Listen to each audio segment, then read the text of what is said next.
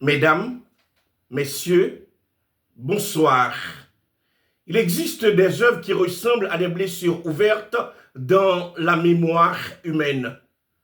Les 10 hommes noirs d'Hédière-Villers est de celle-là. Imaginez maintenant la nuit, une forêt silencieuse, 10 cavaliers vêtus de noir avancent lentement sur des chevaux blancs comme des fantômes traversant les douleurs du monde. Puis, ils arrivent devant un vieux manoir perdu dans l'obscurité. Ils descendent de leurs chevaux et ils les laissent repartir dans la nuit. Quelle image bouleversante, comme si ces hommes abandonnaient déjà derrière eux le dernier chemin qui les reliait encore à la vie. Dans le manoir, ils allument un brasier, une petite lumière fragile au milieu de la nuit humaine. Puis, ils prennent ensemble leur dernier repas.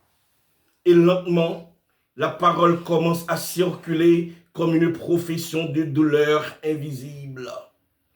Le premier homme noir est un politicien. Il veut sauver son peuple, changer le destin d'Haïti. Mais on lui explique que pour atteindre le pouvoir, il devra marcher à genoux.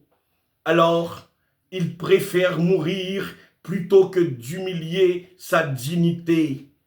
Le deuxième homme noir, c'est l'orphelin. Sa fiancée est morte. Et depuis ce jour, la vie elle-même lui paraît devenue un tombeau. Alors, il murmure simplement « Je veux la rejoindre dans la tombe ». Le troisième homme noir est un musicien, un homme portant des chansons dans son âme, mais sans argent pour les offrir au monde. Alors il déclare « Je vais chanter vers l'autre bord ». Comme si l'artiste abandonné par les hommes décidait finalement d'offrir ses chansons au silence de la mort elle-même. Et peut-être qu'au fond, Hédière-Villers nous montre déjà ici une vérité terrible. Une société qui abandonne ses artistes, ses rêveurs et ses consciences sensibles finit lentement par devenir pauvre intérieurement. Mais la nuit continue encore dans le vieux manoir et les autres hommes noirs n'ont pas encore parlé. Merci. Et si cette parole vous parle, abonnez-vous, aimez, partagez et poursuivons ensemble ce chemin de la pensée, de la littérature et de l'humanité. À très bientôt.